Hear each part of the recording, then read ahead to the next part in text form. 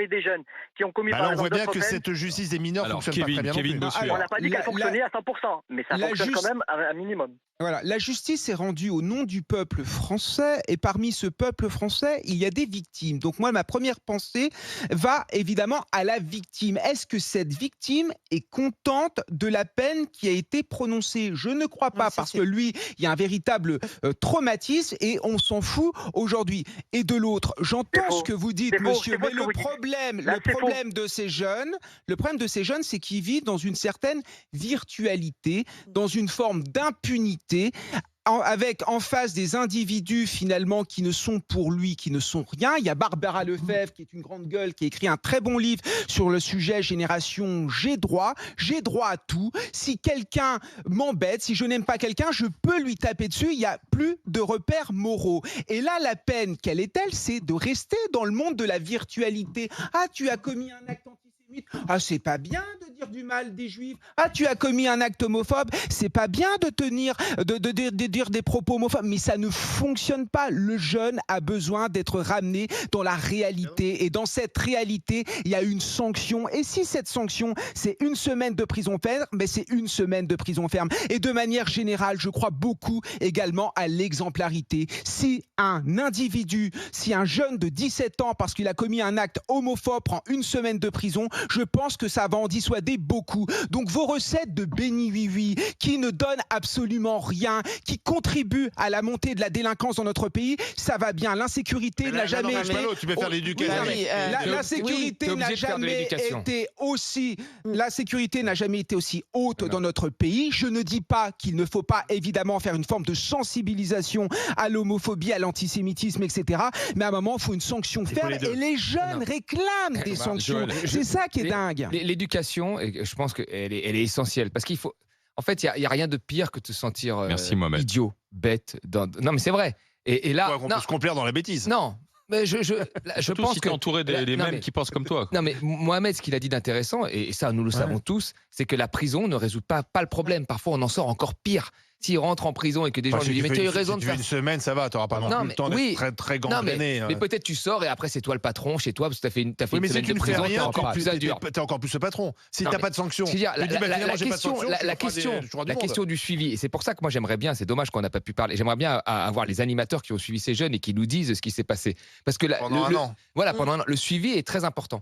Parce que parfois, mais je vous le dis, encore une fois, là, on n'est pas du tout sur le même truc, la même chose. Mais quand ce groupe Section d'Assaut avait tenu des propos homophobes, il y avait beaucoup d'associations d'homosexuels qui ont dit ça sert à rien de les punir, faut les éduquer. Et en fait, moi, je trouvais que déjà, ça humiliait plus Section d'Assaut que de les punir. Et puis en plus, ça leur montrait qu'il fallait à un moment que les mecs ils comprennent des choses. Et donc, il ne peut pas y avoir que la punition. Il faut qu'il y ait un accompagnement éducatif, sinon on s'en sortira pas. Mais il doit d'abord y avoir la punition. Joël. Après, on peut s'interroger sur réellement ce qui a amené cette sanction. Il y a le suivi, d'accord, mais est-ce que pour la France, l'homophobie, c'est quelque chose de grave? Moi, je ne crois pas. Quand je regarde la ministre qui avait tenu des propos... Madame Cayeux. Excuse-moi. Non, mais c'est pas une agression, mais on peut voir déjà là... de ces gens-là. On peut voir déjà là si...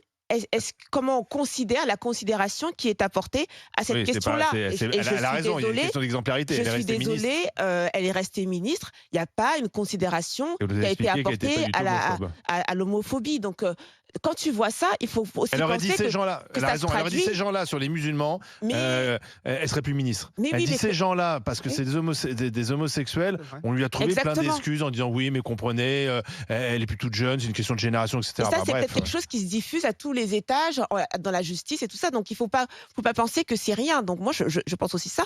Et ce que nous a dit Mohamed, franchement, c'était le scénario idéal. Et si vraiment j'avais confiance en l'État, et en l'efficacité de l'État, je me dirais, ce qu'il a dit, c'est exactement ce qu'il faut faire. Mon problème, c'est que je sais que le secteur éducatif manque de ressources, comme le secteur social. Je sais très bien que les suivis sont pas très bien faits. Donc, dans le monde idéal de la France, ce qu'a dit Mohamed, c'est très bien. Mais moi, je sais très bien que c'est pas comme ça que ça se passe. Je suis certaine. Mais les tabassages en meute comme ça, c'est un truc classique. C'est un truc qui est classique. Ouais, mais maintenant, alors là, tu en as un qui s'est produit du côté de Dijon, où visiblement, c'était une espèce de... Je crois que c'est Place de la République, c'est endémique.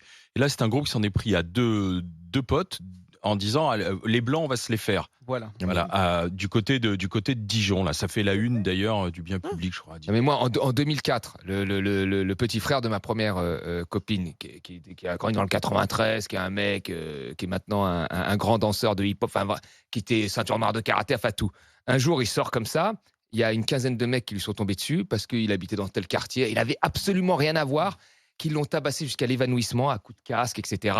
Ils n'ont jamais été retrouvés. C'était en 2004. Donc ce tabassage en meute, il existe depuis longtemps. Et c'est ça, moi, le vrai problème. C'est que je me dis, qu'est-ce qui fait qu'à un moment, tu as un groupe d'individus comme ça qui se transforment en des sauvages. Mais tout simplement parce que c'est la montée dans notre pays du communautarisme et d'un repli communautaire. D'ailleurs, chez certains, il y a une association entre les Blancs, entre les Juifs et les homosexuels. Le Blanc, c'est le Baptou fragile. C'est quelqu'un, en effet, qui n'est pas un vrai homme, qui est sans doute aussi un homosexuel et qui est aussi un juif. En effet, il y a une association véritablement entre les trois. Et c'est pour ça qu'il y a une montée de ces trois. Mais vraiment, Baptou fragile, sale blanc, face de craie, sale juif, sale israélien, tu tues les Palestiniens, sale PD, etc. Tout ça sont tenus dans les propos des mêmes personnes.